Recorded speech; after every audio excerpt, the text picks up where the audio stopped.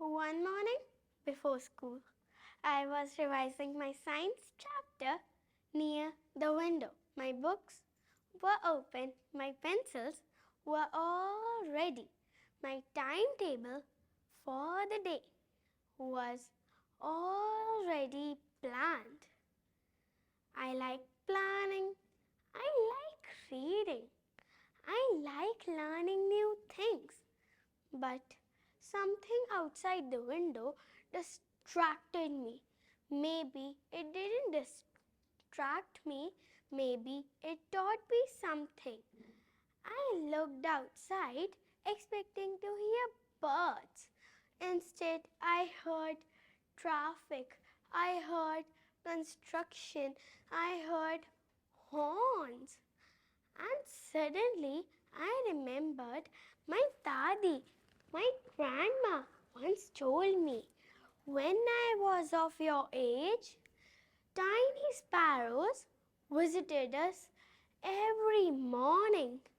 Then I closed my books for that moment and asked myself, if the sparrows are gone, what else is changing around us that we are too busy to notice? That question reminded me about baby Abhimanyu from Mahabharata.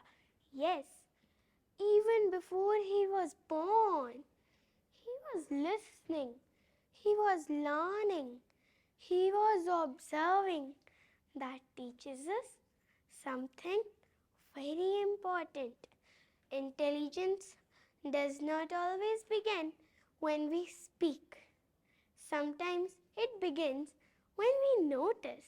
And maybe we, the children, are better than adults think. Today, as a 10-year-old girl, I stand here with a simple thought. Children are not just the future. Children are often those who notice first. I love reading books. I aspire to score well in school. I love asking questions that people may stop and notice. But out of all these things, I love noticing. I notice when the flower blooms quietly in the garden, even when nobody is watching.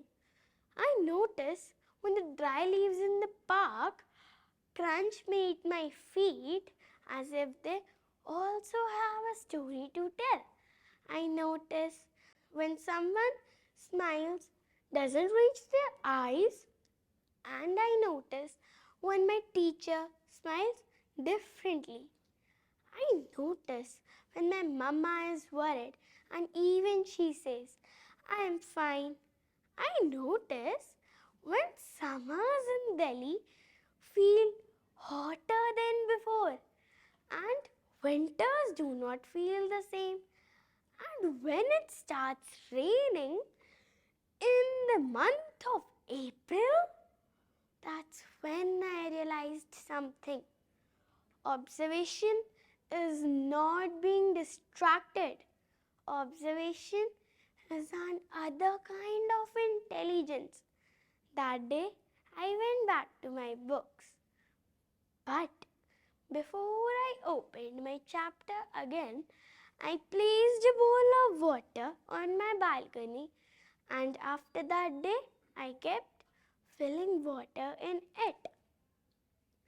Because learning from books is certainly important, but learning from the world is equally important.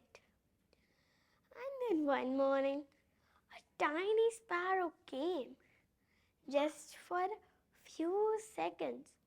But in those few seconds, I learned one of my biggest lessons. When you see something disappearing, you become responsible for protecting it. And today, when I stand in that same balcony, I do not hear silence there. I hear wings.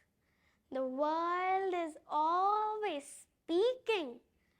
But the question is, are we listening?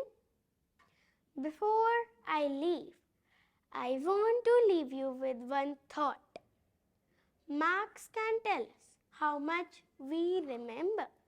Books can teach us what others have discovered. Noticing tells us who we are becoming. So the next time, if you see a child sitting quietly, do not assume we are daydreaming. Maybe we are listening like Abhimanyu listened. Maybe we are noticing what the future is trying to tell us. Because in the world that changes every day, the future will not belong to those who will speak the loudest. The future will belong to those who will notice first. Thank you.